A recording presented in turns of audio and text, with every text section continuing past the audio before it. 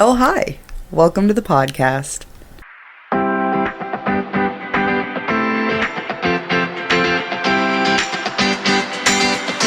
Welcome back to the Wood County Recovery Roadmap podcast. Before we jump into today's episode, I want to make sure to share some resources that are available in Wood County 24/7, 365 days a year. First is our very own website, wcadamh.org.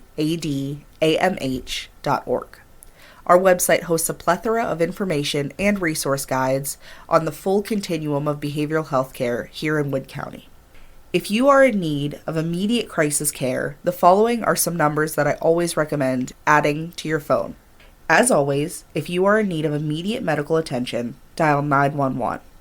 If you or a loved one are over the age of 18 and in a behavioral health crisis, dial the Wood County Crisis Line, managed by our partner, Unison Health, at 419-502-HOPE or 419-502-4673. If you or a loved one are below the age of 17 and in a behavioral health crisis, contact the crisis line managed by our partner, the Children's Resource Center, at 419-352-7588. The National Suicide Prevention Lifeline just fully transitioned to their new number, 988. If you prefer to text, you can text the number 4 and the word HOPE to 741-741 to be connected to a crisis text line counselor. With that being said, let's head into our podcast. So I am here with Courtney Rice, who your title just changed, so remind me your exact title at NAMI. So currently the Manager of Development and Marketing. Okay, brilliant. I knew that they added a word to your title, so thank you. Yeah. So could you tell me just a little bit about Courtney before we get into what NAMI Wood County is? Yeah, so a little bit about me. So I've been working in NAMI since I think 2019 was when I started as a full-time employee. Prior to that, I was an intern back in the day and started out more as a volunteer role and then just kind of hung around for a while, helped volunteer here and there even while I was in graduate school. And then a full-time job opened up, so I decided to why not come back and work at NAMI? So yeah, my role's changed a little bit here and there, but currently what I do with development and marketing, I oversee all of our events, kind of the management side with that. I help oversee grants, the grant writing, applying, and then overseeing the budget, making sure we fulfill all of our outcomes. And then also with marketing, letting people know about all the great programming we have and get to come on and do public speaking efforts, kind of like this one today. Yeah, I think I've made this joke every time I've recorded the podcast, but it's so amazing every time I get to talk to somebody in our community. I'm like, so what do you do? And they're like, oh, where do I start? Like, right. Here's where the do I list. begin? Everything and not enough sometimes. Right. Oh my gosh, I know, I feel that. So could you tell me what NAMI actually is and then how that kind of funnels down to Wood County? Yeah, absolutely. So NAMI stands for National Alliance on Mental Illness. So we're a national organization, but we are part of that national organization. We are the local Wood County affiliate. So what NAMI does, we provide support, education, and advocacy for people who are affected by mental illness. So this is people who may live with a mental health condition. It could also be, or it is, family members or loved ones. So people who have someone close to them that they may care for, they live with, they interact with in any way, who also lives with a mental health condition. So that's spouses, that's family members, siblings, parents, whoever it may be, kids. So we provide that support and education advocacy for them as well. We have a variety of support groups that we offer. All of those are peer-led by people with lived experience. And then we also have classes which are also offered by people with lived experience. Classes are a little more curriculum-based, and they kind of follow a guideline for each week. Support groups, they also have sort of a guide to them, but it's a little more, you can have more of a conversation. And we never know where topics could land with those, whereas classes are like that. Other education we do, trainings in the whole community, because everyone's affected by mental health in one way or another. So we have a variety of community education that we provide for anyone in the community. We've done it with people at the university, people at different schools. We've done it for doctors' offices. We've done it for the hospital system. So really, we can provide education for anyone. And then the advocacy efforts, really, we just like to get the word out about what is mental health and help people know what that awareness is. We also can kind of help fill gaps in the fact of if people have a concern or they need to, talk to someone about what's going on, we can sit and listen to them and kind of point them in the right direction of who they can go to for support. And that also goes with kind of resource navigation as well. If people have a question about, I'm looking for a counselor for my adult son, we can help them. We can help navigate them and get them pointed in the right direction. So that is NAMI, kind of in a nutshell, as much of a nutshell as I could put it in.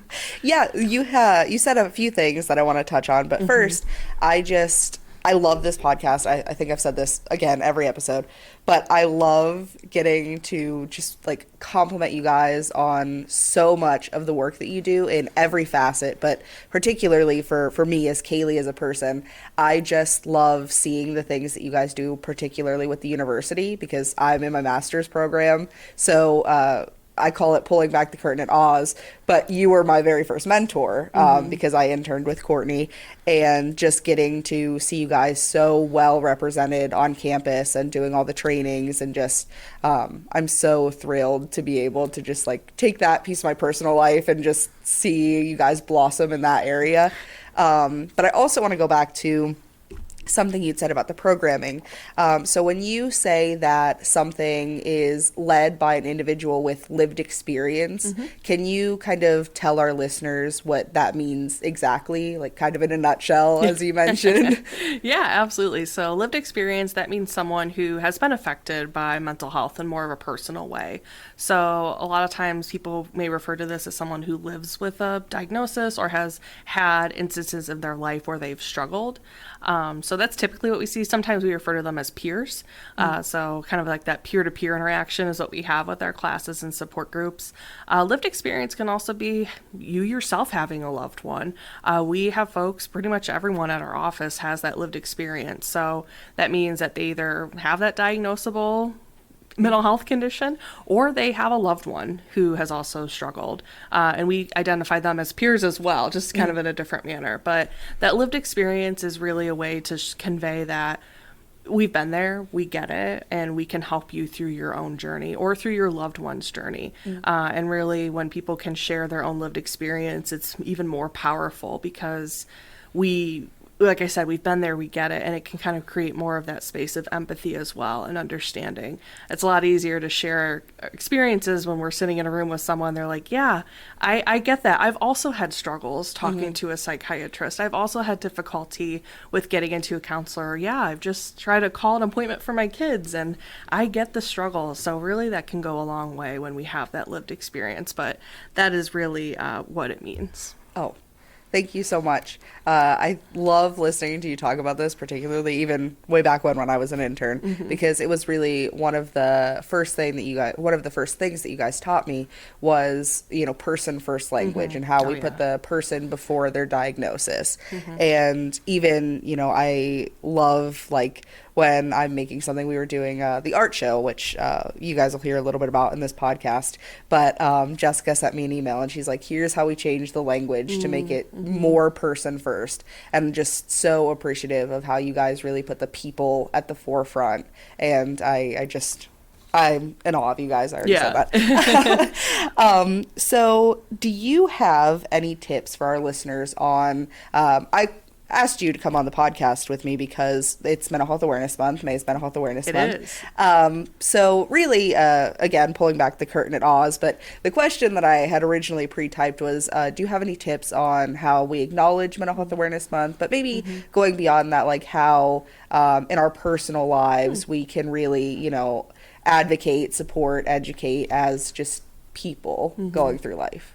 I think and I say it's easy, but sometimes it's hard because it's a little bit of a learning curve, but I would say one of the most simple ways that folks can acknowledge Mental Health Awareness Month, or really just talk about mental health any day of the year, is really addressing stigma that's associated with mental health and mental illnesses. So stigma, was really that that perception that we think that people with mental health conditions are scary or they're different, or really it's just that the fear of the unknown. And that's a lot of where that stigma comes from, is people don't know what they don't know.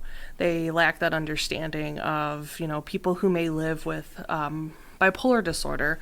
They're not scary, they're not crazy, they're just struggling, and we can't always see everything that people with mental health conditions are going through, because it's really that invisible illness. So some ways to address stigma in your own life, like you were saying, using that person first language. So instead of saying schizophrenic, someone who lives with schizophrenia, instead of labeling someone as bipolar or borderline, they're more than just their diagnosis. They may be a teacher, they're a family member, they're a spouse, there's so much more than just their diagnosis. And that's where that person first language comes from. And not only trying to use that language in your own life, but also when you hear someone say something that could be stigmatic, almost calling them out on it and giving that opportunity for education. Say, this really could be a different way that we approach this.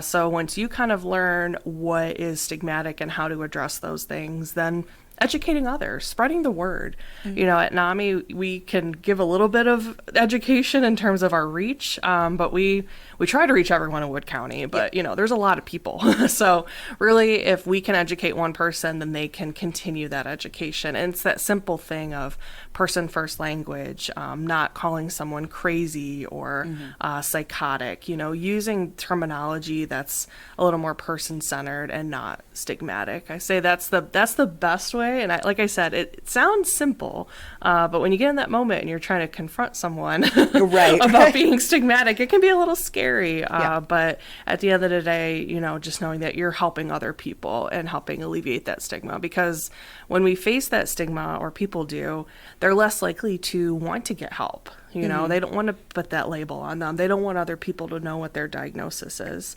And stigma really stops people from getting the help that they need. Absolutely.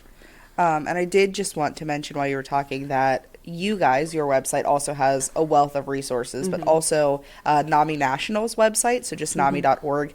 They have fantastic handouts on different diagnoses and just mental health in general, and it really helps to kind of ground how normal it really is, the 1 in 5 statistic that we've often talked about.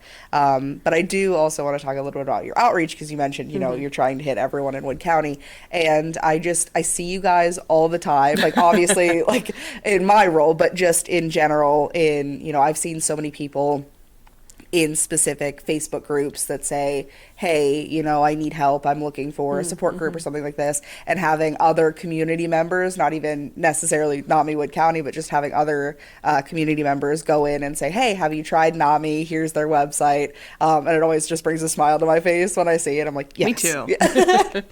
And continuing with your outreach, you are also a podcast host. I am.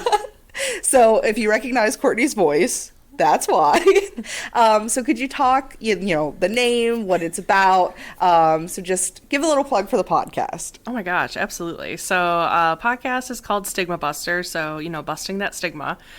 So really it's just another opportunity to educate. Usually an episode comes out once a month, every couple months, but I've had a variety of different guests come on to talk about topics kind of relating to stigma and addressing any sort of stigma relating to mental health. One episode in particular that I've done recently that I really enjoyed was mainly on advocacy. So I had someone come on, and a couple people actually come on, and they're from different realms, kind of adjacent to mental health, working with like people with developmental disabilities, working at the Alzheimer's Association. So 2 different guests, and really talking about why advocacy is so important and how we can all work together to kind of in this common mission.